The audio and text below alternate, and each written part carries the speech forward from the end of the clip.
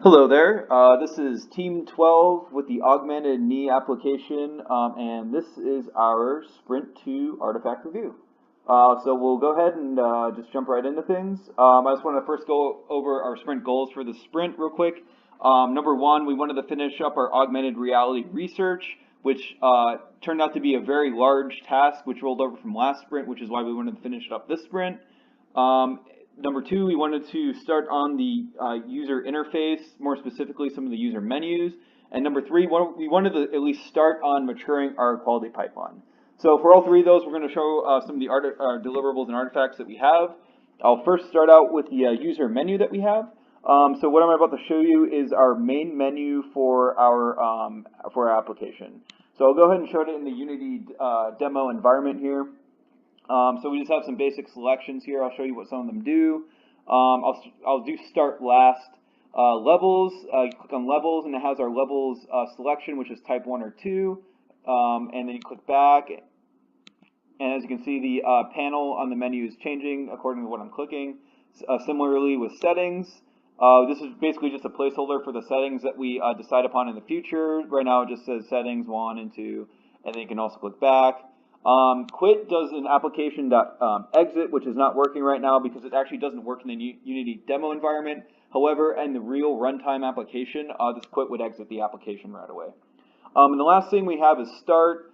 So just a quick note on start. Start isn't just changing the panel on the same scene, which is what levels and settings we're doing. It's actually navigating to a completely different scene. So when I click start, you see this blue screen here, which is a completely different scene.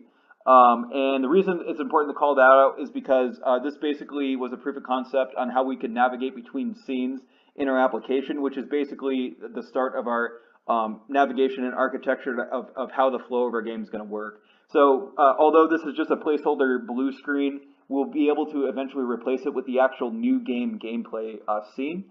And then similarly, I can click this return button and it returns me to the main menu scene. So that's the working demo of our menu. Just a couple things to call out. Although this was a fairly simple concept and simple menu, it actually took quite a lot of research and playing around with to actually get it to work.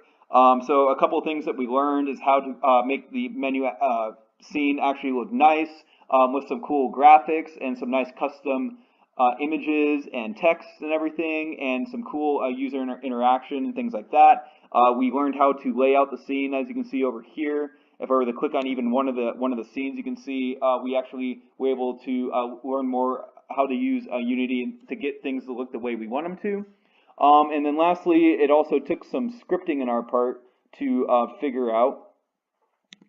And so we actually had to research into a lot of the Unity libraries and the UI libraries to figure out what's available to us. For example, some of these methods and everything and button classes and game object classes that we're using to actually manipulate and listen to events in the scene to which we're working with. Cool, so that's the main menu part of the demo. Okay, the next item on our sprint goals was to start maturing our quality pipeline. I just wanted to show a quick task that we did to actually start on that, which was a code formatting standard we have for our developers.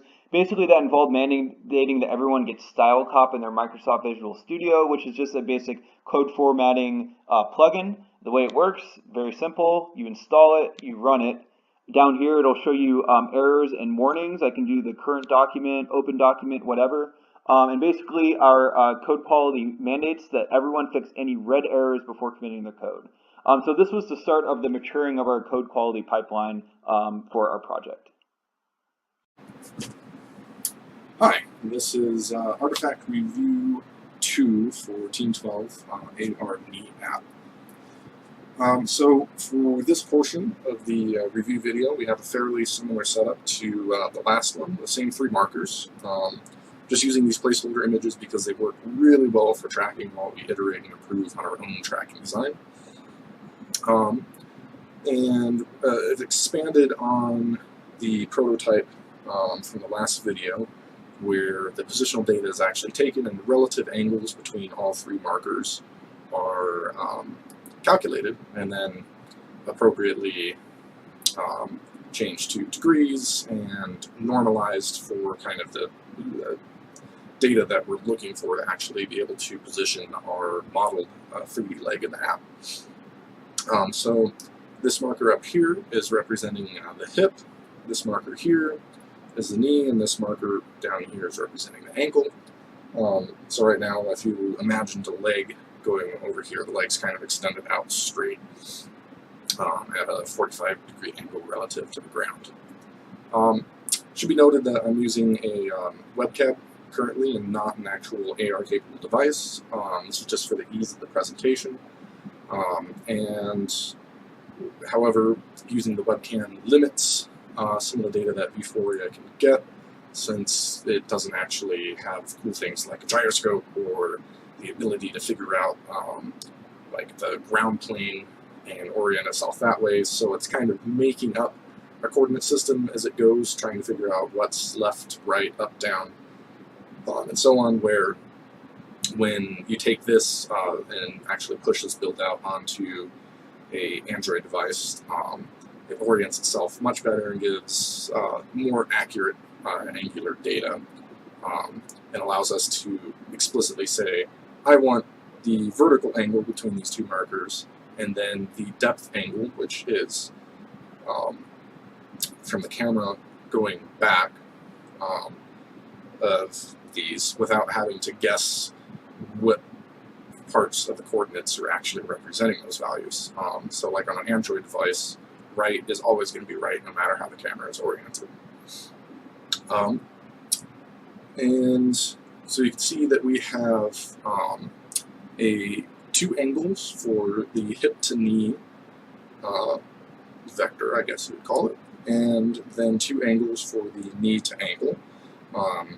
And these angles represent the vertical separation relative between the two markers, and then the depth, which right now, again, because this is a webcam, the depth values, which are going to be the XYs for the two joints, is not completely accurate because, again, the webcam is rather limited. So even though technically this whiteboard should be the flat plane, it's still reading, like about 3 degrees for this one and 1.4 degrees down here. However, it's easily shown that if we grab this guy off and then move it closer, that angle does change. So that is a good thing.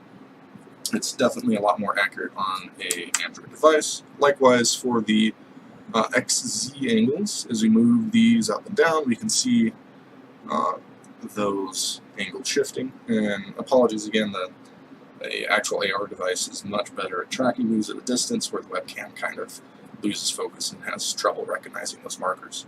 Likewise, if we grab this guy down here and start, we lost him. Let's get that pick back up and start moving him around, we'll see that the ankle angles start moving relative to the knee as well.